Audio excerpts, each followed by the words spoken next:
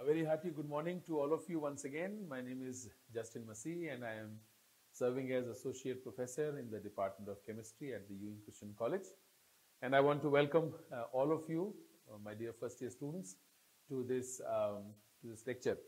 Now, in the previous lecture that you have seen, we discussed about the basic background, or the basic pretext or the context in which the entire concept of the structure of atom came into its existence. एक पृष्ठभूमि हम लोगों ने अध्ययन करी और हम लोगों ने डेमोक्रिटस जो फिलोसोफर थे वहां से लेकर के एटम शब्द की जो संरचना हुई उसके मायने उसके अर्थ को समझते हुए जॉन डाल्टन की थ्योरी की ओर हम बढ़े। वहां पर हम लोगों ने इस बात को पढ़ा कि एटम न्यूट्रल है, एटम इंडिविजिबल है, एटम अल्टीमेट है। और हम लोगों ने देखा कि आज भी जॉन डाल्टन साहब के द्वारा जो 3 बातें एटम के बारे में कही गई थी, 3 proposals made by John Dalton about an atom, उस 3 में से 2 बातें आज की तिथि में भी सही हैं। और इस बात को देखते हुए उसी समय पर जब जॉन डाल्टन ने मॉडर्न एटॉमिक स्ट्रक्चर प्रपोज किया था, उसी समय उनको the father of modern atomic structure की उपाधि दी गई थी। And I think it's very, very rightly so. And then after John Dalton, we discussed about the watermelon or the plum pudding model of Sir J.J. Thomson. In between, the discovery of electron, the discovery of proton, the discovery of neutron by Chadwick. ये तमाम बातों की चर्चा हम लोगों ने करी.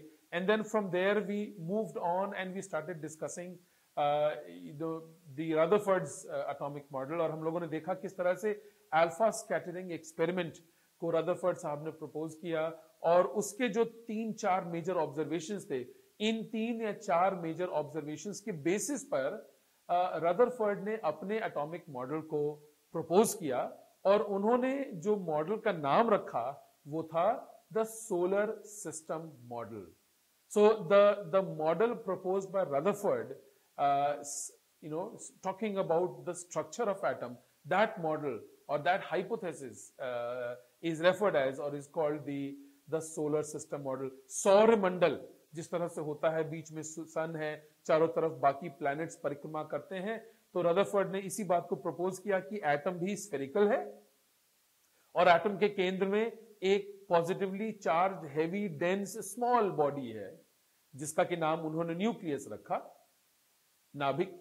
और उसके बाद कहा कि इस न्यूक्लियस के चारों तरफ सारे इलेक्ट्रॉन्स जो कि नेगेटिवली चार्ज इलेक्ट्रॉन्स हैं ये परिक्रमा करते रहते हैं। So the electrons are basically orbiting revolving around the nucleus which is present in the center of the atom, just like the sun is present in the center and the planets are all revolving around the sun. Similarly, the nucleus is present in the center of the atom and the electrons are all revolving around the nucleus. And on this basis the structure of atom or the model that was proposed by Rutherford was called the solar system model. और इसी बीच में Clark Maxwell साहब ने भी अपनी एक बात कही, उसके बारे में भी हम लोगों ने पिछले लेक्चर में बहुत विस्तार से हम लोगों ने इन सारी बातों की चर्चा करी थी। सो जितनी बातें मैंने आपको इस 2-3 मिनट में 4 मिनट में बता दी हैं, इसी से संबंधित एक फुल लेंथ लेक्चर का वीडियो ऑलरेडी आप देख चुके हैं और आप में से बहुत सारे स्टूडेंट्स की बहुत पॉजिटिव फीडबैक मुझे मिला है।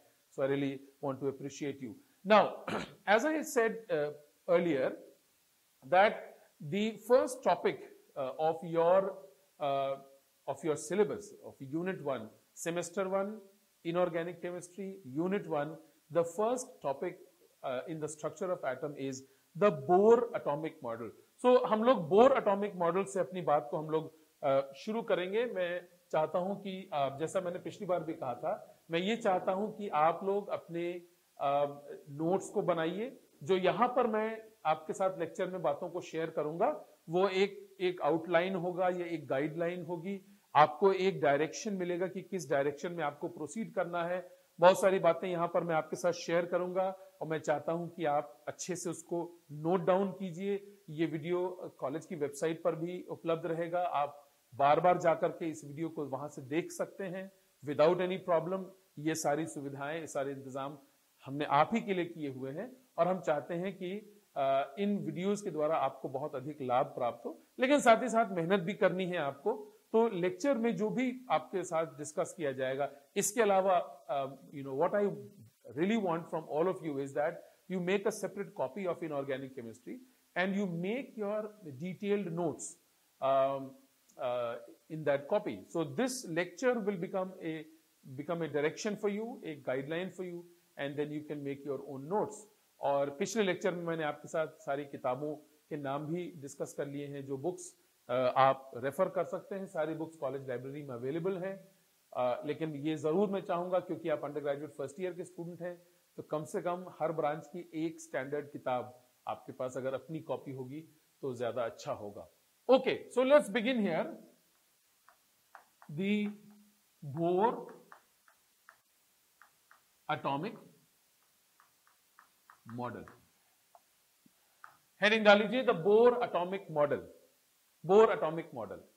नाउ नील्स बोर साहब एक डैनिश फिजिसिस्ट थे, डेनमार्क के रहने वाले थे, फिजिसिस्ट थे, और स्ट्रक्चर ऑफ एटम के चैप्टर को और उस डायरेक्शन में बहुत एक्टिव रिसर्च में इन्वॉल्व थे।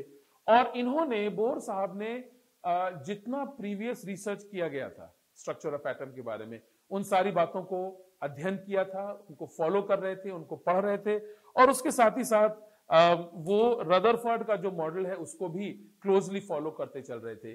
और रदरफोर्ड साहब से कुछ एक प्रश्न पूछे गए थे, ये इंपॉर्टेंट बात है, इसको ध्यान से सुनिएगा। रदरफोर्ड साहब से उन्हीं की थ्योरी के बारे में कुछ एक प्रश्न पूछे गए थे, और उन प्रश्नों का उत्तर रदरफोर्ड साहब को देना था। In the conference in which Rutherford proposed his solar system model of the atom, Rutherford was asked a few questions which were to be answered based on his own theory of the structure of atom, which is the solar system model of the structure of atom. And unfortunately, Rutherford could not answer those questions. So, वही जो प्रश्न है, वही प्रश्न, unanswered questions, ये Rutherford साहब की theory के डीमेरिट्स, अपवाद बन गए, यही के लिए खामियां बन गई, गड़बड़ियां बन गई, जिसके कारण रदरफोर्ड की थ्योरी फिर उसके आगे प्रोसीड नहीं करी, और बोर साहब की थ्योरी ने रदरफोर्ड साहब की थ्योरी को रिप्लेस कर दिया। रदरफोर्ड की थ्योरी में दो प्रश्न उनसे पूछे गए थे। पहला प्रश्न यह था, हाइड्रोजन का स्पेक्ट्रम कैसे बनता है? How is a spectrum form? So basically the origin of spectrum was asked by Rutherford कि स्पेक्ट्रम बनता है, ये सब लोग जानते हैं, मगर कैसे बनता है, हाइड्रोजन स्पेक्ट्रम कैसे बनता है, ये बात रदरफोर्ड साहब से पूछी गई थी कि सर आप अपने थ्योरी के बेसिस पर हमको एक्सप्लेन करिए कि structure the hydrogen spectrum origin, how is it form, बनता कैसे है? And Rutherford unfortunately could not answer the question. And the second question that was put before Rutherford was that as per Clerk Maxwell theory, if in the center there is a positively charged body and a negatively charged body keeps revolving around it, keeps moving around it in circular motion, accelerating around it in circular motion, so this body which is accelerating in circular motion, slowly it will start losing its momentum and energy. जिस वेग से, जिस गति से ये चल रहा है, ये गति धीमे धीमे कम होगी, और जितनी इस मूविंग पार्टिकल की जितनी ऊर्जा है, ये ऊर्जा भी धीमे धीमे करके कम होगी। इसके बारे में हम लोग पिछले वीडियो में ऑलरेडी बहुत डिटेल में डिस्कस कर चुके हैं। और यह कहा गया था कि क्लार्क-मैक्सवेल द्वारा कि ये जो बॉडी गोल गोल घूम रही है, धीमे धीमे इसके मोमेंटम और इसकी एनर्जी में कमी आएगी, और एक प्रकार से ये कहा जाए, मान लीजिए ये सेंटर में एक पॉजिटिवली चार्ज बॉडी है और एक नेगेटिवली चार्ज उस बॉडी उसके चारों तरफ सर्कुलर मोशन में घूम रही है। तो क्लार्क-मैक्सवेल ने यह कहा था कि जब ये बॉडी, जो कि नेगेटिवली चार्ज बॉडी है, ये ऑपोजिटली चार्ज बॉडी के चारों तरफ सर्कुलर मोशन एक्वायर करेगी, तो स्लोली इस बॉडी का, ये जो बॉडी घूम रही है, इसका मोमेंटम और एनर्जी धीमे धीमे कम होगा, और सर्कुलर मोशन धीमे धीमे स्पाइरल मोशन में कन्वर्ट हो जाएगा, और एक ऐसा समय आएगा जब ये नेगेटिवली चार्ज बॉडी इस सेंटर में उपस्थित पॉजिटिवली चार्ज बॉडी के साथ आकर के कोलाइड कर जाए। मैक्सवेल साहब की थ्योरी थी ये, और ये थ्योरी रदरफोर्ड साहब की थ्योरी से थोड़ा पहले प्रपोज हुई थी, और फुल्ली एक्सेप्टेड थ्योरी थी, it was recognised and accepted theory. तो रदरफोर्ड साहब से यह पूछा गया कि सर आपके सोलर सिस्टम मॉडल में सेंटर में न्यूक्लियस है, आपने बताया, और चारों तरफ उसके नेगेटिवली चार्ज इलेक्ट्रॉन्स रिवॉल्व करते रहते हैं, सर्कुलर मोशन में घूमते रहते हैं। तो सेंटर में न्यूक्लियस है जो कि पॉजिटिवली चार्ज है, और चारों तरफ उसके इलेक्ट्रॉन्स घूमेंगे जो कि नेगेटिवली चार्ज है। ऐसी अवस्था में क्लार्क मैक्सवेल थ्योरी यहां पर लागू हो जानी चाहिए, और ये इलेक्ट्रॉन जो कि नेगेटिवली चार्ज है, ये सर्कुलर मोशन एक्वायर करेगा, धीमे धीमे इसकी मोमेंटम और एनर्जी कम होगी, और एक सिचुएशन ऐसी आएगी जब यह इलेक्ट्रॉन का सर्कुलर मोशन स्पाइरल मोशन में कन्वर्ट होते होते ये इलेक्ट्रॉन आकर के न्यूक्लियस में टकरा जाएगा, और यदि इलेक्ट्रॉन न्यूक्लियस से टकराएगा तो एटम नष्ट हो जाएगा। Atom will be disintegrated. Atom will be destroyed if the negatively charged electron moving in circular motion slowly acquires a spiral motion and comes and collides, bangs into the nucleus. The atom will be destroyed. और हम इस बात को पहले से जानते हैं, atom ultimate particle है। अल्टीमेट का मतलब सब चीजों की संरचना एटम से हुई है। So, यदि एटम अनस्टेबल होकर के डिसइंटीग्रेट होकर के विघटित हो जाएगा, टूट जाएगा, नष्ट हो जाएगा, तो यदि अल्टीमेट पार्टिकल नष्ट हो जाएगा तो जितना कुछ एटम द्वारा संरचित है, जितना कुछ एटम द्वारा बनाया गया, वो भी नष्ट हो जाएगा। लेकिन हमारा ब्रह्मांड तो नष्ट नहीं हुआ, चीजें नष्ट नहीं हुई। इसका मतलब यह है कि एटम स्टेबल है, और क्योंकि एटम स्टेबल है इसीलिए ये पूरा ब्रह्मांड स्थायी बना हुआ है। तो सवाल ये उठता है कि यदि क्लार्क मैक्सवेल थ्योरी के हिसाब से एटम को नष्ट हो जाना चाहिए था, तो रदरफोर्ड से पूछा गया, सर आप अपनी थ्योरी के बेसिस पर हमको एक्सप्लेन करिए कि आपका एटम नष्ट क्यों नहीं हुआ। दो प्रश्न उनसे पूछे गए थे। पहला ये पूछा गया था कि हाइड्रोजन का स्पेक्ट्रम कैसे बनता है, और दूसरा ये पूछा गया था कि आपका एटम स्टेबल कैसे बना हुआ है जबकि उसको डिस्टेबलाइज होकर के टूट जाना चाहिए था। And mister Rutherford unfortunately could not answer these two questions. And Niels Bohr, who was a contemporary of Rutherford, he sort of took up both these questions, and he decided to propose his own theory called the Bohr atomic model. इसके पहले Rutherford atomic model था, so this was called the Bohr atomic model. Somewhere around 1911 to 1914, in between these 2 years, 1911 से 1914 के बीच में Niels Bohr साहब ने अपनी theory को प्रपोज किया। Now, what I want from you is to listen to, this part of the lecture very, very carefully. हर एक बात को बहुत ध्यान से सुनिए, और जितना आपके लिए संभव हो, जो मैं बोर्ड पर बना रहा हूं या जो मैं बोल रहा हूं, उसको अगर आपके लिए पॉसिबल हो, जरूर से उसको नोट भी करते चलिएगा, क्योंकि ये जो 4 या 5 पॉस्टुलेट्स हैं, 4 या 5 इंपॉर्टेंट पॉइंट्स हैं बोर की थ्योरी की, ये बहुत ही इंपॉर्टेंट है। Not only from examination point of view, but also from chemistry, the subject point of view also, ये बातें बहुत इंपॉर्टेंट हैं। Number one, the first postulate, या ये कह लीजिए the first important point, note करिए। Electron follows a fixed circular path around the nucleus called orbit. The electron follows a fixed circular path around the nucleus called orbit. ये Niels Bohr साहब ने जो बात कही, एक्चुअली में ये जो पहला पोस्टुलेट है, ये रदरफोर्ड की थ्योरी से लिया हुआ है। It has been adopted from the Rutherford theory, क्योंकि रदरफोर्ड साहब ने भी यही बात कही थी कि बीच में न्यूक्लियस है और उसके चारों तरफ इलेक्ट्रॉन सर्कुलर पाथ में घूमते रहते हैं। सो आप इससे रिलेटेड एक छोटा सा एक स्ट्रक्चर है, इसको आप बना सकते हैं। So this is our nucleus,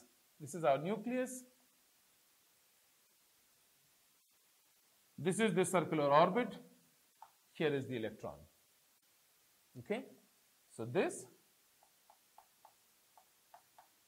is the nucleus ये पाथवे जिस पर इलेक्ट्रॉन मूव करता है, this is called the orbit, and this is the electron. So the electron follows a fixed circular path around the nucleus called orbit. Okay? ये पहली और खास बात है, इंपॉर्टेंट बात है. इसका मतलब ये है कि इलेक्ट्रॉन जो है वो यूं ही हवा में रैंडमली मूव नहीं करता है, ऐसा नील्स बोर साहब ने बोला था. हालांकि आज की तिथि में, if you have read the Heisenberg's uncertainty principle, you will know that the position of electron is completely uncertain. लेकिन हम बात कर रहे हैं बोर के मॉडल की, और बोर साहब के हिसाब से इलेक्ट्रॉन रैंडमली मूव नहीं करता है, कहीं भी मूव करे ऐसा नहीं है. इलेक्ट्रॉन न्यूक्लियस के चारों तरफ सर्कुलर पाथ में ही घूमता है, और उस रास्ते का नाम रखा था ऑर्बिट. ये पहली बात. दूसरी बात, पॉइंट नंबर टू, एंड ये जो सेकेंड पॉइंट है, इसमें कई सारी बहुत इंपॉर्टेंट बातें हैं, छोटी छोटी बहुत सारी इंपॉर्टेंट बातें हैं, और मैं जरूर से चाहूंगा कि आप इसको केयरफुली सुनिए भी और इसको नोट भी कर लीजिए जितना आपके लिए पॉसिबल हो. Now just to save space, जगह बचाने के लिए मैं केवल आधा ऑर्बिट बना रहा हूं, लेकिन एक्चुअली में ये पूरा ऑर्बिट है. Okay, just to save space, यहां पर जगह टाइम बचाने के लिए मैं इस तरह से ऑर्बिट बना रहा हूं, बस यही है. पॉइंट नंबर 2 में जो पहली खास बात, इसको नोट करिए, वो ये है दैट देयर कैन बी पहली बात, infinite number of orbits around the nucleus. There can be infinite number of orbits around the nucleus. किसी भी एटम के अंदर न्यूक्लियस के बाहर असंख्य ऑर्बिट हो सकते हैं, अब सवाल उठता है कि हम इस बात को कैसे सिद्ध करें, क्योंकि साइंस है ना, this is science, this is chemistry. Statements have to be proved with certain logic, certain chemical logic has to be applied in order to prove these statements. So the first point in postulate number 2 is that there are infinite number of orbits around the nucleus. अब सवाल ये उठता है कि जब आप hydrogen का atom बनाते हैं, ध्यान से सुनिएगा, जब आप हाइड्रोजन एटम बनाते हैं तो कितने ऑर्बिट बनाते हैं, बताइए. जब आप हाइड्रोजन का एटम बनाते हैं इस तरह से, कितने ऑर्बिट बनाते हैं? 1. क्यों 1? क्योंकि हाइड्रोजन के पास केवल एक ही इलेक्ट्रॉन है, और वो एक इलेक्ट्रॉन एक ऑर्बिट में एकोमोडेट हो सकता है, इसीलिए हम केवल एक ऑर्बिट बनाते हैं. देखिए मैं यहां पर बना रहा हूं. ओके, सो ये हमारा हाइड्रोजन एटम है, और हम हाइड्रोजन का हम बना रहे हैं, देखिए ये. ओके, एक इलेक्ट्रॉन है, कितने ऑर्बिट बने? 1 orbit. Why 1 orbit? Because hydrogen has 1 electron, it can be accommodated in 1 orbit, and that is why we are making only 1 orbit. अच्छा, अब मान लीजिए आपसे हम पूछें लिथियम, हाइड्रोजन का एटॉमिक नंबर 1 है, लिथियम का एटॉमिक नंबर 3. तो अगर लिथियम का हमको इस तरह का स्ट्रक्चर बनाना हो तो कितने ऑर्बिट हम बनाएंगे? यहां गौर से देखिएगा, ये हमारा लिथियम का न्यूक्लियस है. अब पहले ऑर्बिट में मैक्सिमम 2 इलेक्ट्रॉन रखे जा सकते हैं, तो 2 इलेक्ट्रॉन रख दिए, और क्योंकि लिथियम के पास 3 इलेक्ट्रॉन है और 3 इलेक्ट्रॉन एक ऑर्बिट में एकोमोडेट नहीं हो पा रहा है, इसीलिए हमने दूसरे ऑर्बिट का इस्तेमाल किया और हमने कहा इस तरह से लिथियम. सो हाइड्रोजन में एक ऑर्बिट इसलिए इस्तेमाल करते हैं क्योंकि एक ही इलेक्ट्रॉन है, एक ऑर्बिट में वो आसानी से एकोमोडेट हो जाता है, इसीलिए बनाते समय भी, चर्चा करते समय भी हम कहते हैं hydrogen has only 1 orbit. Lithium has 2 orbits. Why? Because 2 electrons will be accommodated in the first orbit, and the third electron will be accommodated in the second orbit. That is why we say that lithium has what? Altogether 2 orbits. चलिए एक और situation, उसके बाद फिर हम आगे बढ़ेंगे. Sodium की बात जरा देखें. Atomic number 11, hydrogen 1, lithium 3, sodium atomic number 11. अच्छा, अब बताएं सोडियम में कितने ऑर्बिट्स होंगे? सोडियम में, अब देखिए ध्यान से देखिएगा, जिन लोग को समझ में आ गई बात आप बधाई के पात्र हैं, जिनको नहीं समझ में आया है गौर से सुनिएगा। पहले ऑर्बिट में 2 इलेक्ट्रॉन, ठीक। फिर उसके बाद दूसरे ऑर्बिट में कितने इलेक्ट्रॉन आ सकते हैं? 8, ऑक्टेट, राइट। अब देखिए 1 2 3 4 5 6 7 और 8। सो 2 इलेक्ट्रॉन पहले ऑर्बिट में, 8 इलेक्ट्रॉन दूसरे ऑर्बिट में, 8 और 2 10। अब क्योंकि सोडियम के पास 11 इलेक्ट्रॉन है जो कि 2 ऑर्बिट में एकोमोडेट नहीं किया जा सकता, उसको एडजस्ट नहीं किया जा सकता, इसीलिए हमें सोडियम में तीसरे ऑर्बिट की आवश्यकता पड़ती है और हम कहते हैं कि आखिरी में ये जो अंतिम वाला इलेक्ट्रॉन है, 11th इलेक्ट्रॉन है, 3s1 इलेक्ट्रॉन है, ये ऑर्बिट नंबर 3 में जाता है। इसका मतलब ये हुआ, इसको ध्यान से सुनिए और समझने की कोशिश कीजिएगा, हम बात उतने ही ऑर्बिट्स की करते हैं जितने की हमको जरूरत है। हाइड्रोजन में 1 ऑर्बिट की जरूरत है तो हम कहते हैं हाइड्रोजन हैज 1 ऑर्बिट। लिथियम में हमको 2 ऑर्बिटों की जरूरत है तो हम कहते हैं लिथियम हैज 2 ऑर्बिट्स। सोडियम में हमें 3 ऑर्बिट्स की जरूरत पड़ती तो हम कहते हैं सोडियम में 3 ऑर्बिट्स हैं। However, the truth and the reality is that there are infinite number of orbits around the nucleus. किसी भी न्यूक्लियस के चारों तरफ असंख्य संख्या में, असंख्य मात्रा में ऑर्बिट्स उपस्थित होते हैं। There are infinite number. Now, how to prove this? How to prove this? Listen carefully. Listen carefully. Hydrogen के पास कितने ऑर्बिट आपने कहा? 1 orbit, right? Why? Because there is 1 electron और एक ही ऑर्बिट जो है उसकी जरूरत है, इसीलिए हमने एक ही बनाया हुआ है। लेकिन मान लीजिए इस एक इलेक्ट्रॉन को किसी एक्सटर्नल सोर्स से हमने एनर्जी प्रोवाइड कर दी। हाइड्रोजन के इस इलेक्ट्रॉन को एक्सटर्नल सोर्स से हमने एनर्जी प्रोवाइड कर दी, क्या होगा? इलेक्ट्रॉन एक्साइट होगा और एक्साइट होकर के इलेक्ट्रॉन कहां जाता है? हायर एनर्जी लेवल में। अब सवाल ये उठता है, यदि हाइड्रोजन में एटम में और अधिक ढेर सारे ऑर्बिट नहीं होंगे तो इलेक्ट्रॉन हायर एक्साइटेड स्टेट में कैसे जा पाएगा? और जबकि इलेक्ट्रॉन जंप करके, एक्साइट होकर के हायर एनर्जी स्टेट में जाता है, इसका मतलब हायर एनर्जी स्टेट या ढेर सारे और दूसरे ऑर्बिट्स उपस्थित हैं, दे आर देयर, लेकिन हम उनकी बात नहीं करते हैं। हम बात उनकी सिर्फ तब करते हैं जब हमें उनकी जरूरत होती है। We talk about the remaining orbits only when the need arises. Only when there is need, only then do we talk about those orbits. Otherwise, in the normal course, we always say that hydrogen has only 1 orbit. Whereas the truth is that outside the nucleus, in a hydrogen atom, there are infinite number of orbits. जब उनकी जरूरत पड़ती है उनका इस्तेमाल किया जाता है, उनके बारे में हम बात करते हैं, लेकिन जब उनकी जरूरत नहीं पड़ती है हम उसकी बात नहीं करते हैं और हम यही कहते रहते हैं कि हाइड्रोजन के पास केवल 1 ऑर्बिट है। सो ये पहला पॉइंट है सेकेंड पॉस्टुलेट में। मैं इसको मिटा रहा हूं क्योंकि मुझे जगह चाहिए, केवल एक्सप्लेन करने के लिए मैंने यहां पर ये बात बनाई थी। सो पॉस्टुलेट नंबर 2 में जो पहली खास बात है वो ये है that there are infinite number of orbits around the nucleus, and the important thing to remember is that we draw or we talk about only those orbits which are needed.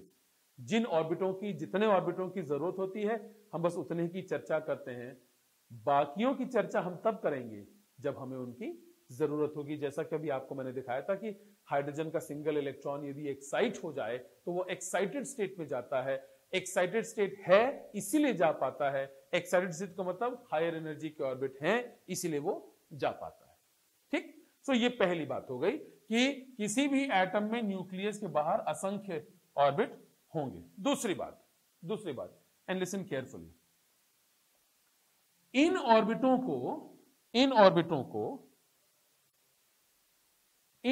को एक नाम और दिया गया, और वो नाम है that they are also called main energy shells. These orbits are all called main energy shells. इनके नाम रखे गए थे. ये जो पहला वाला ऑर्बिट है इसको कहा गया था K, फिर इसको कहा गया L, फिर M, फिर N, O and so on, because there can be infinite number of orbits. So starting with K, L, M, N, O, P, Q, R and so on. So अगर मान लीजिए मैं आपसे कहता हूं कि इन दी ऑर्बिट n, तो इन दी ऑर्बिट n का मतलब यह हुआ मैं 1 2 3 चौथे ऑर्बिट की बात कर रहा हूं. K L M N, इन दी ऑर्बिट n. n का मतलब ऑर्बिट नंबर 4. इन्हीं ऑर्बिट्स को न सिर्फ मेन एनर्जी शेल कहा गया, लेकिन इन्हें एक और नाम दिया गया और वो है प्रिंसिपल क्वांटम नंबर. और इसके बारे में हम जब क्वांटम नंबर्स पढ़ेंगे तब उसके बारे में मैं आपसे इन बातों को शेयर करूंगा. इसको एक नाम और दिया गया था, principal quantum number 1, principal quantum number. So पहला जो ऑर्बिट है उसको जो k के अलावा जो एक और नाम दिया गया वो दिया गया n बराबर 1. What is n?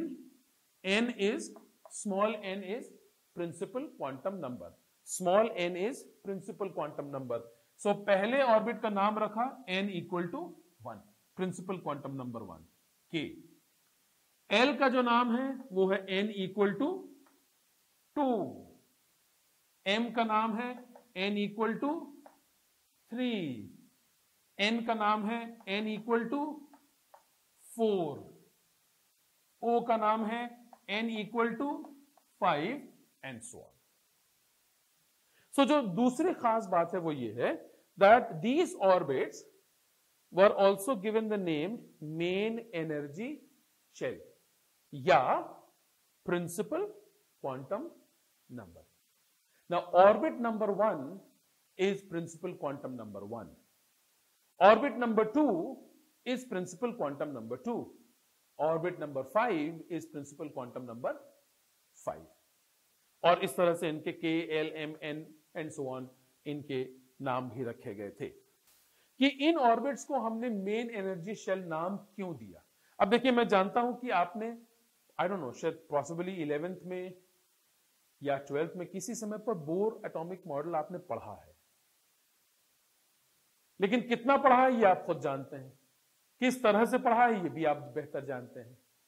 और इस बार तो स्थितियां ऐसी रही कि शायद मुझे पता नहीं कि आपका केमिस्ट्री का एग्जामिनेशन हुआ या नहीं हुआ, लेकिन ये है कि बहुत सारे सब्जेक्ट्स के एग्जामिनेशंस नहीं हुए और स्टूडेंट्स को जो है उनके रिजल्ट मिल गया, वो प्रमोट होके आगे बढ़ गए. मैं सिर्फ ये कहने की कोशिश कर रहा हूं कि यदि आपने अब तक केमिस्ट्री सब्जेक्ट को या जो बोर एटॉमिक मॉडल हम लोग पढ़ रहे हैं, यदि अब तक आपने इस पर गौर नहीं किया है, ध्यान नहीं दिया है, तो ये जरूरी अब समय आ गया है, क्योंकि अब आप बीएससी में आ गए हैं, that you have to get down to the root of the problem.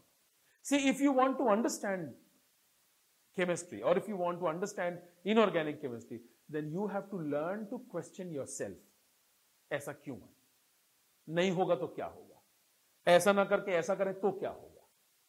So मैंने कहा कि इन ऑर्बिट्स को जो नाम दिया गया, कहा गया ये मेन एनर्जी शेल्स है. मेन एनर्जी शेल्स का मतलब क्या हुआ? मेन एनर्जी शेल्स का नाम इसलिए रखा गया क्योंकि प्रत्येक ऑर्बिट के साथ ऊर्जा का एक निश्चित भाग है जो जुड़ा हुआ है. Every orbit, listen carefully, is associated with a certain fixed amount of energy. Planck's quantum theory आप पढ़ चुके हैं. इंपॉर्टेंट बात यह है कि बोर साहब ने जब रदरफोर्ड एटॉमिक मॉडल के कुछ भागों को लिया और अपनी थ्योरी को प्रपोज करना शुरू किया, अपने एटॉमिक मॉडल को प्रपोज किया, तो bore was very very bold, very determined to move forward. और उन्होंने केवल रदरफोर्ड के एटॉमिक मॉडल को ही नहीं लिया, प्लैंक्स क्वांटम थ्योरी को लेकर के इसमें उन्होंने अप्लाई कर दिया. प्लैंक्स क्वांटम थ्योरी क्या कहती है? कहती है जब भी एनर्जी एमिट होती है या एब्जॉर्ब होती है तो वो सदैव कंटिन्यूअस मैनर में ना होकर के डिसकंटिन्यूअस मैनर में होती है. The absorption or emission of energy does not take place in a continuous manner but in a discontinuous manner, and energy is either emitted or absorbed in form of small packets or bundles of energy called quanta. Quanta. Small packets or bundles of energy called quanta. Every orbit is associated to a certain fixed amount of energy, and that is why each of these orbits is also referred as main energy shell. Later on, they were also called principal quantum numbers. And so when I say orbit number 3, I'm basically saying principal quantum number 3. When I say orbit number 4, I'm saying principal quantum number 4, because that is what it means. ये दूसरी बात थी. Come to point number 3. इसी second postulate में तीसरी खास बात, C point. C point. And listen to this again very, very carefully, because something very important and probably new coming to your information. तीसरी बात यह है, energy, capital E, increases with increase in distance from the nucleus.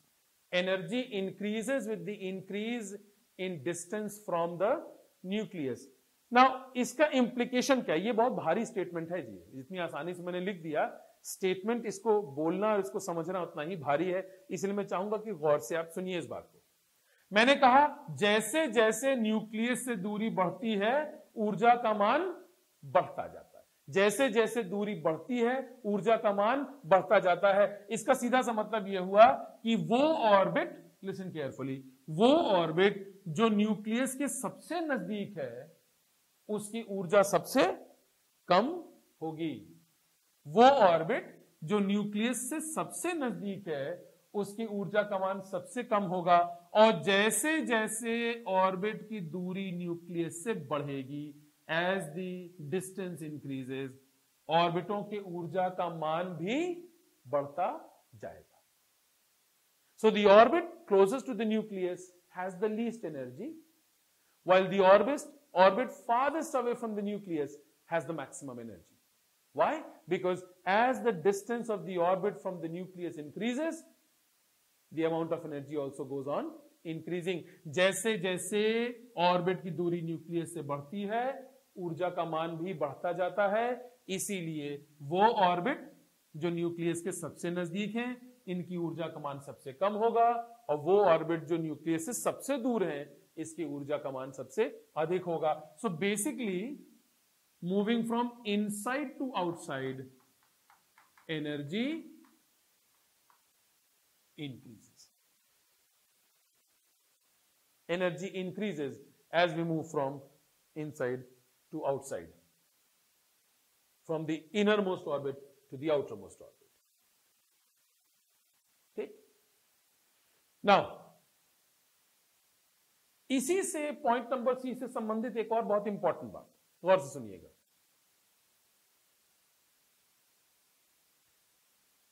किसी भी orbit में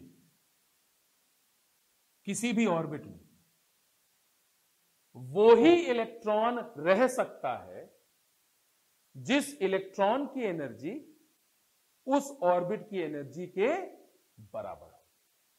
now this is a very radical statement, क्योंकि ये बात कहीं किसी किताब में लिखी नहीं है, लेकिन ये out of experience and out of studying and out of understanding ये चीज डेवलप हुई है, और मैं आपको उसको कम्युनिकेट कर रहा हूं.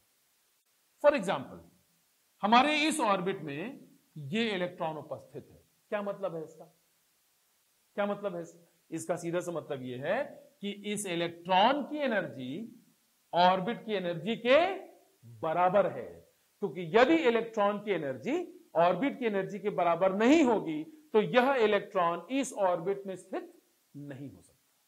If an electron is present in an orbit, it simply means that the energy of the electron is equal to the energy of the orbit. This is a basic prerequisite. अनिवार्य है ये बात. Because if the energy of the electron is not equal to energy of the orbit, the electron will not accommodate in this okay, इसका मतलब ये हुआ कि मान लीजिए हमारे पास एक इलेक्ट्रॉन ये है, एक इलेक्ट्रॉन ये है, एक इलेक्ट्रॉन ये है, एक इलेक्ट्रॉन ये है, एक इलेक्ट्रॉन ये। मान लीजिए इसको मैं कहता हूं इलेक्ट्रॉन नंबर 1, इसको कहता हूं 2, इसको कहता हूं 3, इसको कहता हूं 4, इसको कहता हूं 5। और अगर मैं आपसे ये पूछूं कि बिटवीन इलेक्ट्रॉन नंबर 1, 2, 3, 4 एंड 5 सबसे अधिक ऊर्जा किस इलेक्ट्रॉन की है, क्या जवाब होगा आपका? अगर मैं ये पूछूं इन 5 इलेक्ट्रॉनों में से सबसे ज्यादा ऊर्जा किस इलेक्ट्रॉन की है, तो क्या जवाब होगा आपका? Electron number 5। Why electron number 5? क्योंकि ऑर्बिट नंबर 5 की एनर्जी सबसे ज्यादा है और इस ऑर्बिट में वही इलेक्ट्रॉन स्थित हो सकता है जिस इलेक्ट्रॉन की एनर्जी इस ऑर्बिट की एनर्जी के बराबर है। तो यदि ऑर्बिट की एनर्जी अधिकतम है, इसका मतलब इलेक्ट्रॉन की एनर्जी भी अधिकतम होगी, इसीलिए ये इलेक्ट्रॉन इस ऑर्बिट में अकोमोडेट हो पाया, अन्यथा नहीं होता। Are you understanding? So as the distance of the orbit from the nucleus increases, its energy goes on increasing. Similarly, as the distance of the electron from the nucleus increases, its energy also goes on increasing. So the electron closest to the nucleus has the least energy, whereas the electron farthest away from the nucleus has the maximum amount of energy. Okay? Now, so ये point number C, energy increases with increase in distance from the nucleus. Point number D, another very very important point. मैं यहां लिख रहा हूं क्योंकि यहां बीच में मुझे कुछ बनाना होगा. D point, okay? So A, B, C come to the D point.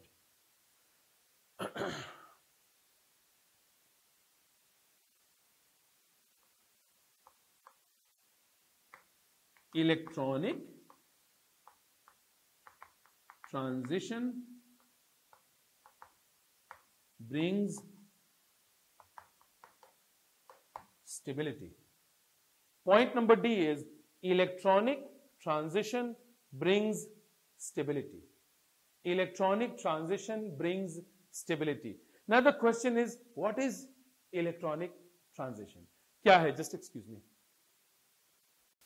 Now what is electronic transition? Please understand. मान लीजिए हमारे पास ये इलेक्ट्रॉन है और ये इलेक्ट्रॉन ऑर्बिट नंबर 1 में है. Listen to this very very carefully because I am going to propose before you a new concept. ये इलेक्ट्रॉन इस ऑर्बिट में है जो ऑर्बिट न्यूक्लियस के सबसे नजदीक है. इसका मतलब इस ऑर्बिट की ऊर्जा सबसे कम है और लिहाजा इस इलेक्ट्रॉन की ऊर्जा भी सबसे कम होगी. इसका मतलब इस इलेक्ट्रॉन की विशेषता यह है that it has minimum energy and correspondingly it has maximum stability because energy is inversely proportional to stability. Energy is inversely proportional to stability. So when the electron I'm saying here has minimum energy, it simply means that it has maximum stability. अब ध्यान से सुनिएगा, वो जगह जहां minimum energy और maximum stability होती है, ऐसी जगहों को एक नाम दिया गया और इन्हें कहा जाता है ground state. Ground state. What is ground state? अगर मान लिया आपसे पूछा जाए डिफाइन ग्राउंड स्टेट, तो आपका जवाब 1 लाइन आंसर होना चाहिए जो कि बहुत ही कॉम्प्रिहेंसिव आंसर होगा. Ground state is that position or that place where energy is minimum while stability is maximum because energy is inversely proportional to stability. Are you getting it? What is ground state? Ground state हर वो स्थान है जहां ऊर्जा कम और स्थिरता ज्यादा होती है क्योंकि ऊर्जा और स्थिरता का आपस में इनवर्स प्रोपोर्शन है. इस इलेक्ट्रॉन की एनर्जी मिनिमम है। क्यों? क्योंकि इस ऑर्बिट की एनर्जी भी मिनिमम है और इलेक्ट्रॉन उसी ऑर्बिट में स्थित होगा जिस ऑर्बिट की एनर्जी इलेक्ट्रॉन की एनर्जी के बराबर हो। सो यदि ऑर्बिट की एनर्जी मिनिमम है, इलेक्ट्रॉन की एनर्जी भी मिनिमम होगी, और यदि एनर्जी मिनिमम है तो स्टेबिलिटी मैक्सिमम होगी। और इस जगह को, इस स्थान को हम कहते हैं ग्राउंड स्टेट। ग्राउंड स्टेट, ठीक। नाउ थिंक विथ मी। मान लीजिए हमने इस इलेक्ट्रॉन को एक्सटर्नल सोर्स से एनर्जी प्रोवाइड कर दी। हमने इस इलेक्ट्रॉन को एक्सटर्नल सोर्स से एनर्जी, बाह्य सोर्स से हमने ऊर्जा प्रदान कर दी। बाह्य सोर्स से हमने इस इलेक्ट्रॉन को ऊर्जा प्रदान कर दी। क्या होगा? ध्यान सुनिए, जब किसी एक्सटर्नल सोर्स से इस इलेक्ट्रॉन को एनर्जी प्रोवाइड हुई तो क्या हुआ? इलेक्ट्रॉन की ऊर्जा बढ़ गई, और इलेक्ट्रॉन की ऊर्जा के बढ़ने के कारण अब इस इलेक्ट्रॉन की बढ़ी हुई एनर्जी ऑर्बिट की एनर्जी के बराबर नहीं हुई। क्यों? क्योंकि इलेक्ट्रॉन को एक्सटर्नल सोर्स से एनर्जी मिल गई। तो जब एक्सटर्नल सोर्स से एनर्जी मिली तो इलेक्ट्रॉन की एनर्जी बढ़ गई, और जब इलेक्ट्रॉन की एनर्जी बढ़ी तो वो ऑर्बिट की एनर्जी के बराबर अब नहीं है। और क्योंकि इलेक्ट्रॉन की एनर्जी ऑर्बिट की एनर्जी के बराबर नहीं है, इसीलिए ये इलेक्ट्रॉन अब इस ऑर्बिट में स्थित नहीं रह सकता। तो सवाल ये उठता है कि यदि ये इलेक्ट्रॉन इस ऑर्बिट में स्थित नहीं होगा तो कहां स्थित होगा? Now listen carefully. मान लीजिए, think with me, imagine with me, इस ऑर्बिट की एनर्जी थी 5 किलो कैलोरीज। मान लीजिए इसकी थी 10, इसकी 15, इसकी 20, इसकी 25 एंड सो ऑन। तो इसका मतलब हमारा इलेक्ट्रॉन ओरिजिनली जिस ऑर्बिट में है उसकी इतनी ऊर्जा है, 5 किलो कैलोरी। और एक्सटर्नल सोर्स से, मान लीजिए एक्सटर्नल सोर्स से इसको 20 किलो कैलोरी ऊर्जा मिली, तो इलेक्ट्रॉन की एनर्जी, ओरिजिनल एनर्जी थी 5 किलो कैलोरी, 20 किलो कैलोरी इसको बाहर से मिल गई, तो इलेक्ट्रॉन की कितनी एनर्जी हो गई? 20 + 5 is 25, which means after gaining energy from an external source, the energy of the electron is now 25 kilocalories, whereas the energy of the orbit is only 5 kilocalorie, which means the energy of the electron is not equal to the energy of the orbit, and therefore this electron cannot stay in this orbit anymore. So where will the electron go? अब सवाल ये उठता है, electron कहां जाएगा? ध्यान से सुनिए, इलेक्ट्रॉन वहां जाएगा जिस ऑर्बिट की एनर्जी में, उस ऑर्बिट में जाएगा जिस ऑर्बिट की एनर्जी इलेक्ट्रॉन की बढ़ी हुई एनर्जी के बराबर होगी। अब देखिए, ये वाले ऑर्बिट की 25 किलो कैलोरी है, इसका मतलब ये इलेक्ट्रॉन हमारा यहां से जंप करके और इस ऑर्बिट में आकर के स्थित हो जाएगा। Why electron came from orbit number 1 to orbit number 5 directly? Why? Because orbit number 5 की ऊर्जा इस इलेक्ट्रॉन की बढ़ी हुई ऊर्जा के बराबर थी। यही नियम है, इलेक्ट्रॉन उसी ऑर्बिट में स्थित होगा जिस ऑर्बिट की एनर्जी इलेक्ट्रॉन की एनर्जी के बराबर होगी। तो जब तक तो इसकी एनर्जी 5 किलो कैलोरी थी, तब तक ये इलेक्ट्रॉन इसी ऑर्बिट में था, लेकिन एक्सटर्नल सोर्स से 20 किलो कैलोरी ऊर्जा मिल गई। अब इस इलेक्ट्रॉन की एनर्जी बढ़ के हो गई 20 + 5 इज 25। अब ये इलेक्ट्रॉन उस ऑर्बिट में जाएगा जिस ऑर्बिट की एनर्जी इलेक्ट्रॉन की बढ़ी हुई एनर्जी के बराबर है। And by the way, that was orbit number 5, and that is why electron jumped from this place to this place. I'm trying to make a very important point, so you have to follow with me.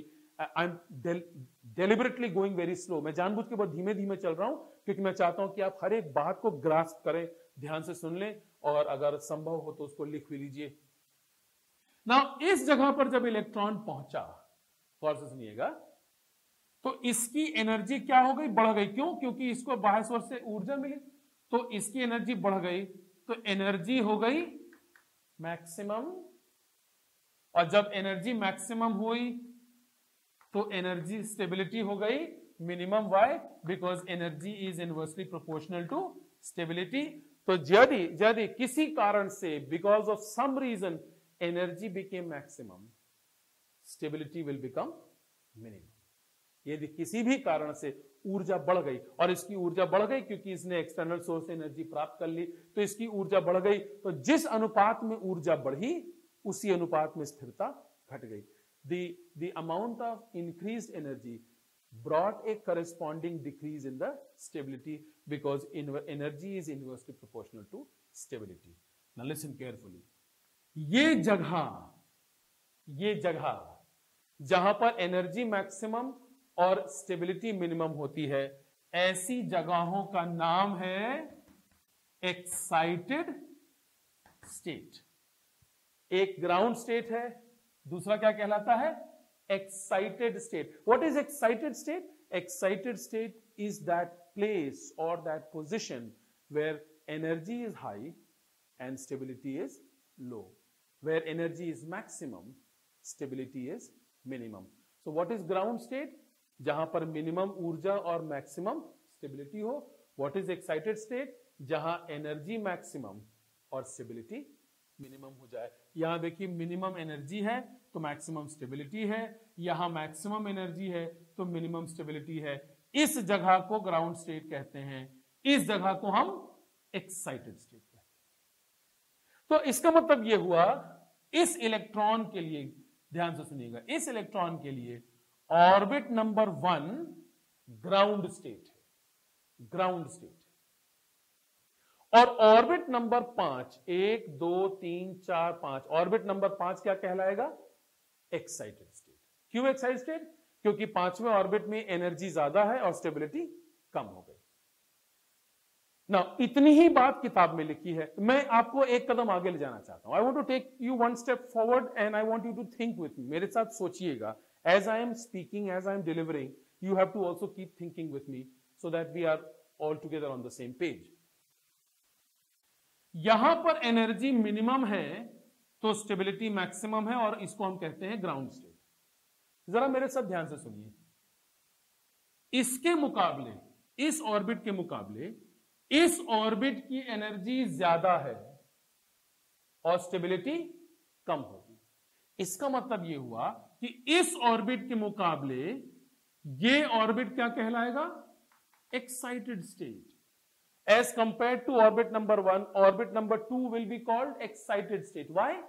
Because in orbit number 2 energy is higher, stability is lower. और मैंने बताया था excited state वो हर स्थान है जहां पर energy ज्यादा और स्टेबिलिटी कम हो. सो ऑर्बिट नंबर 1 के रेफरेंस में orbit number 2 will be referred as excited state. Similarly orbit number 3 will also be referred as excited state. Similarly orbit number 4 will also be referred as excited state. Orbit number 5 को तो already हम excited state बोल ही चुके हैं. And so on, and so on. इसका मतलब orbit number 1 के reference में, ध्यान से सुनिएगा, ऑर्बिट नंबर 1 के रेफरेंस में ऊपर वाले, बाहर वाले सभी ऑर्बिट्स एक्साइटेड स्टेट है. ऑर्बिट नंबर 1 ग्राउंड स्टेट और ऑर्बिट नंबर 1 के बाहर की ओर जितने ऑर्बिट्स हैं वे सब एक्साइटेड स्टेट कहलाएंगे. क्यों? क्योंकि उन सब में एनर्जी ज्यादा और स्टेबिलिटी कम है. इधर ध्यान से देखिएगा, इधर देखिए. जब ये इलेक्ट्रॉन हमारा इधर से इधर पहुंचा, हमने कहा ये ग्राउंड स्टेट से एक्साइटेड स्टेट में आ गया, राइट? अब मान लीजिए ये इलेक्ट्रॉन यहां से वापस रिटर्न हो, और होता भी है. किन परिस्थितियों में होता है उसके बारे में हम आगे बात करेंगे. मान लीजिए ये इलेक्ट्रॉन यहां से यहां वापस रिटर्न हो, तो ये तो एक्साइटेड स्टेट है. Orbit number 5 is excited state. लेकिन ऑर्बिट नंबर 5 के रेफरेंस में 4 3 2 1 ये सारे क्या कहलाएंगे? Ground states.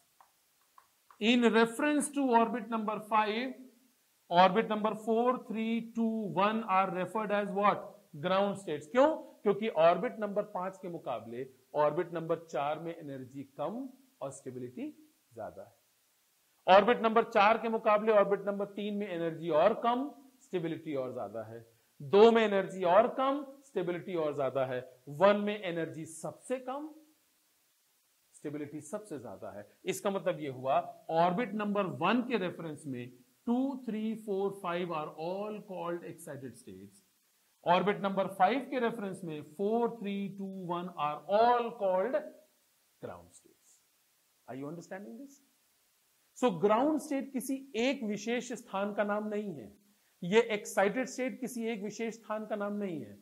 एक्साइटेड स्टेट वो हर जगह होगी जहां पर एनर्जी ज्यादा और स्टेबिलिटी कम है, और ग्राउंड स्टेट वो हर जगह होगी जहां पर एनर्जी कम और स्टेबिलिटी ज्यादा है।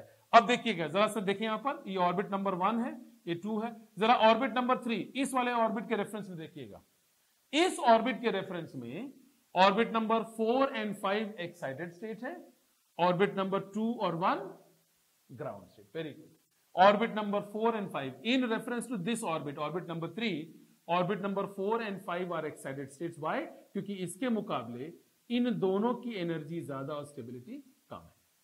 और ऑर्बिट नंबर 3 के रेफरेंस में ऑर्बिट नंबर 2 एंड 1 दोनों ही ग्राउंड स्टेट कहलाएंगे। क्यों? क्योंकि इसके मुकाबले इन दोनों की एनर्जी कम और स्टेबिलिटी ज्यादा है। इसका मतलब यह हुआ कि excited state and ground states can be variable spaces. ये मल्टीपल जगहें हो सकती हैं। हर वो जगह जहां एनर्जी कम और स्टेबिलिटी ज्यादा है उसे ग्राउंड स्टेट कहा जाएगा, और हर वो जगह जहां पर एनर्जी ज्यादा स्टेबिलिटी कम है उसको हम एक्साइटेड स्टेट कहते हैं।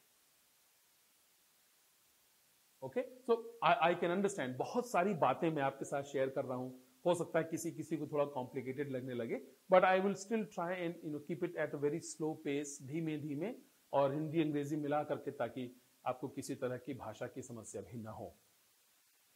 Now one more very important point, और हम बात करना चाहते हैं इलेक्ट्रॉनिक ट्रांजिशन। इलेक्ट्रॉनिक ट्रांजिशन ये क्या चीज है? अब देखिएगा, हमारा इलेक्ट्रॉन ग्राउंड स्टेट में था, हमने इसकी चर्चा कर ली कि हम ग्राउंड स्टेट क्यों बोलते हैं इसे, why is it ground state. और उसके बाद फिर मैंने कहा कि हमारे इलेक्ट्रॉन को एक्सटर्नल सोर्स से एनर्जी मिल गई, ठीक बात। तो इलेक्ट्रॉन की एनर्जी बढ़ गई, और जब इलेक्ट्रॉन की एनर्जी बढ़ी तो इलेक्ट्रॉन अब इस वाले ऑर्बिट में स्थित नहीं हो सकता।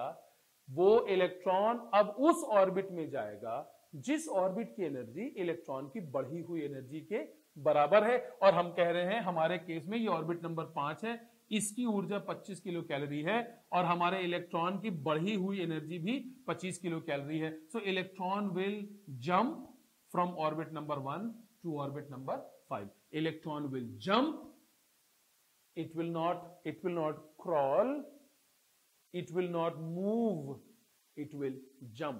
क्या मतलब हुआ इसका? उदाहरण के तौर पर जरा गौर कीजिएगा।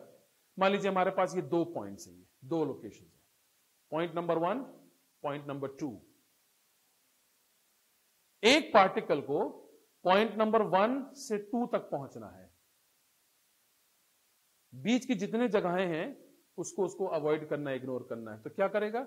ये यहां से डायरेक्टली जंप करेगा। बीच में खाई है, नाला है, कुछ और चीज है, गंदगी है, कुछ है, it will jump from point number 1 to point number 2। यही काम इलेक्ट्रॉन करता है, it jumps from orbit number 1 to orbit number 2। इस जंपिंग को, गाइज लिसन केयरफुली, इस जंपिंग ऑफ इलेक्ट्रॉन को हम एक वर्ड, एक टर्म देते हैं, और इसको कहा जाता है एक्साइटेशन। एक्साइटेशन। इसे एक्साइटेशन क्यों बोलते हैं? Why is it called excitation? इसे एक्साइटेशन इसलिए बोलते हैं क्योंकि हमारा इलेक्ट्रॉन ग्राउंड स्टेट से एक्साइटेड स्टेट में जा रहा है। It is going from ground state to excited state, that is why it is called excitation.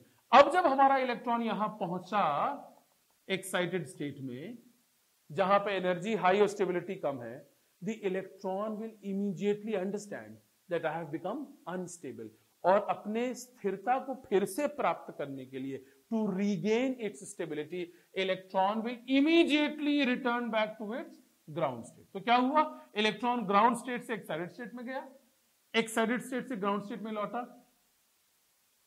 और इस पूरे प्रोसेस को, ग्राउंड स्टेट से एक्साइटेड स्टेट में जाना और एक्साइटेड स्टेट से ग्राउंड स्टेट में लौटना, इस पूरे साइकिल को, इस पूरे प्रोसेस को नाम दिया गया electronic transition. What is electronic transition? Electronic transition is the movement of electron from ground state to excited state and back to ground state. One more thing and then we'll move on. I will take another 10 minutes maybe and I will close for today. Now, ground state से excited state जाते समय electron ने energy को gain किया था। To move from ground state to excited state, electron gained absorbed energy. तो excited state से ground state पे लौटते समय क्या होगा? यही एनर्जी जो गेन हुई थी, यही एनर्जी एमिट होती है. The energy that was gained will now be released so that the electron can come from excited state back to its ground state. और यही निकली हुई एनर्जी, इसको गौर से सुनिएगा, यही निकली हुई एनर्जी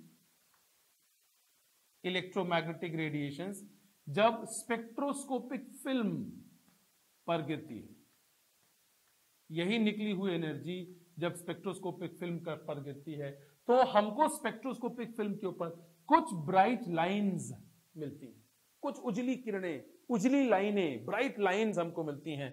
और इन्हीं ब्राइट लाइंस को कहा जाता है स्पेक्ट्रा. स्पेक्ट्रा, और इसके समूह को कहते हैं स्पेक्ट्रम. ओके, ये ओरिजिन ऑफ स्पेक्ट्रम है. रदरफोर्ड साहब से यही बात पूछी गई थी, सर आप बताएं कि स्पेक्ट्रम का ओरिजिन कैसे होता है. Rutherford unfortunately could not answer. Bore साहब ने अपनी थ्योरी में इस बात को आंसर किया. When the electron undergoes electronic transition, when it moves from ground state to excited state, it absorbs energy, whereas when it moves from excited state to ground state, it releases energy. And this released energy in the form of electromagnetic radiations, when it falls on the spectroscopic film, when it is absorbed on the spectroscopic film, certain bright lines are formed, and these bright lines are called, this bright line, single bright line is called spectra, and the group of lines is called spectrum. Spectrum. Okay, let's move ahead. Two more points and then we will be through with the Bohr's theory. Okay, so that's 1, 2, now 3. Point number 3. Point number 3. इस postulate का नाम रखा था stationary energy state. The concept of stationary energy state, the whole concept of stationary energy state.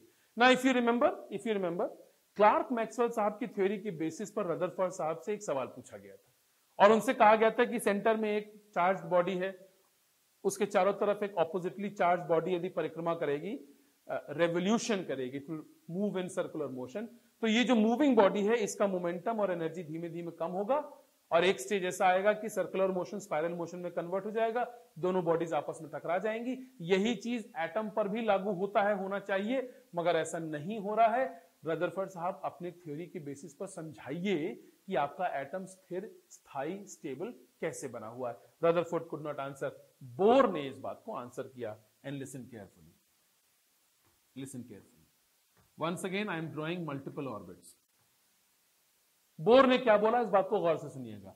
Bore साहब ने कहा जब तक इलेक्ट्रॉन, लिसन केयरफुली, जब तक इलेक्ट्रॉन अपने ऑर्बिट में स्थित रहेगा तब तक उसकी ऊर्जा में किसी तरह का कोई परिवर्तन नहीं आएगा. जब तक इलेक्ट्रॉन अपने ऑर्बिट में स्थित रहेगा तब तक उसकी एनर्जी में किसी तरह का परिवर्तन नहीं आएगा. As long as the electron remains in its own orbit, its energy will remain stationary, unchanged. कोई बदलाव, कोई परिवर्तन नहीं आएगा और इसी को कॉन्सेप्ट को नाम दिया गया the concept of stationary energy state. What does the concept say? The concept says that as long as the electron remains in its own orbit, its energy will remain unchanged, stationary. किसी तरह का कोई परिवर्तन नहीं आएगा. However, the electron will move from lower energy to higher energy state by absorbing energy, or move from higher energy state to lower energy state by emitting energy. Bore ने क्या कहा, यदि इलेक्ट्रॉन एनर्जी एब्जॉर्ब करेगा तब वो अपने orbit को छोड़ेगा, यदि एनर्जी एमिट करेगा तब वो अपने ऑर्बिट को छोड़ेगा, यदि एनर्जी एब्जॉर्ब करेगा तो लोअर से हायर एनर्जी लेवल में जाएगा, यदि एनर्जी एमिट करेगा तो हायर से लोअर में जाएगा. लेकिन जब तक वो अपने अपने ऑर्बिट में है उसकी ऊर्जा में किसी तरह का परिवर्तन नहीं आएगा। This was the concept of stationary energy state. और इस कॉन्सेप्ट के आने पर एक बार में रदरफोर्ड साहब की थ्योरी के द्वारा एटम की स्टेबिलिटी को एक्सप्लेन जो किया जाना था वो नहीं कर पाए। बोर साहब ने अपनी थ्योरी में इस बात को इनकॉर्पोरेट करके इसको एक्सप्लेन कर दिया that as long as the electron remains in its own orbit its energy will not change. और अगर एनर्जी चेंज नहीं होगी, मोमेंटम चेंज नहीं होगा, सर्कुलर मोशन बना रहेगा, न्यूक्लियस और इलेक्ट्रॉन आपस में एक दूसरे से नहीं टकराएंगे। लेकिन ऊर्जा में परिवर्तन आने पर अपने ऑर्बिट को वो छोड़ेगा। यदि एनर्जी बढ़ेगी तो वो लोअर से हायर ऑर्बिट में जाएगा, यदि एनर्जी रिलीज होगी, एमिट होगी, तो वो हायर ऑर्बिट से लोअर ऑर्बिट में आएगा। And the last thing as far as this theory is concerned, point number 4, और इसको कहा गया, इसको नाम दिया गया द प्रिंसिपल ऑफ, इसको नोट करते चलिएगा, quantization of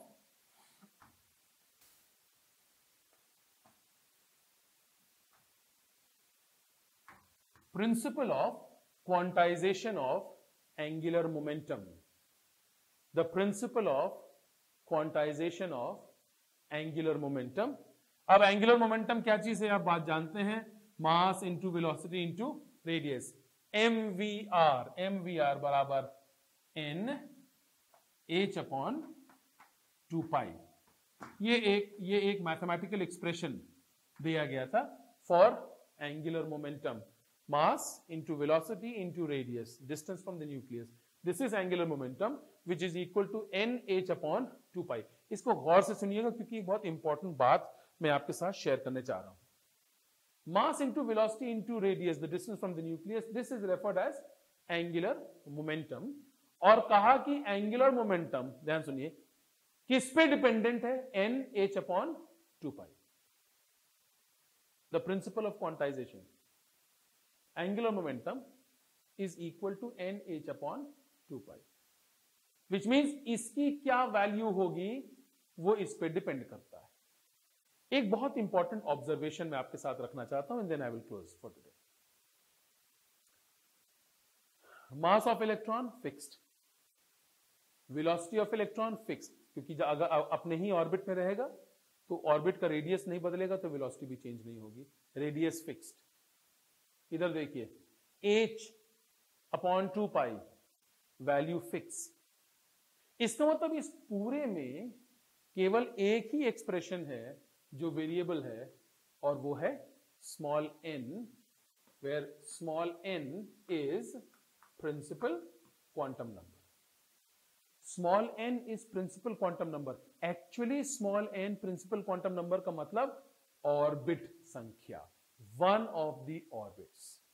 so in a way what Bohr is proposing is that in the principle of quantization of angular momentum, the one single variable value is the principal quantum number, which simply implies that the electron, listen carefully, will either be in orbit number 1 or orbit number 2 or orbit number 3, or, which means that the electron will be present in any one of the orbits and not in between the orbits or any other space. ठीक, so ये है principle of quantization of angular momentum, and with these postulates or with these words I come to an end regarding the discussion of the Bohr's atomic model। ये सारी बातें आपके सामने हैं, मैं जरूर से चाहूंगा कि आप अपने इस वीडियो को गौर से सुना है। बहुत सारी छोटी बड़ी बातें, बहुत सारी पुरानी नई बातें भी मैंने आपसे शेयर करी हैं, सो इसको गौर से एक बार फिर से वीडियो को देख लीजिएगा। कॉलेज की वेबसाइट के ऊपर ये आपको अवेलेबल हो जाएगा, so you can go and look for this video, और if you want to then make your own fresh notes। अच्छे से पढ़िए, खूब बढ़िया पढ़िए, and I hope that you will enjoy your time in Unique Christian College। Thank you very much।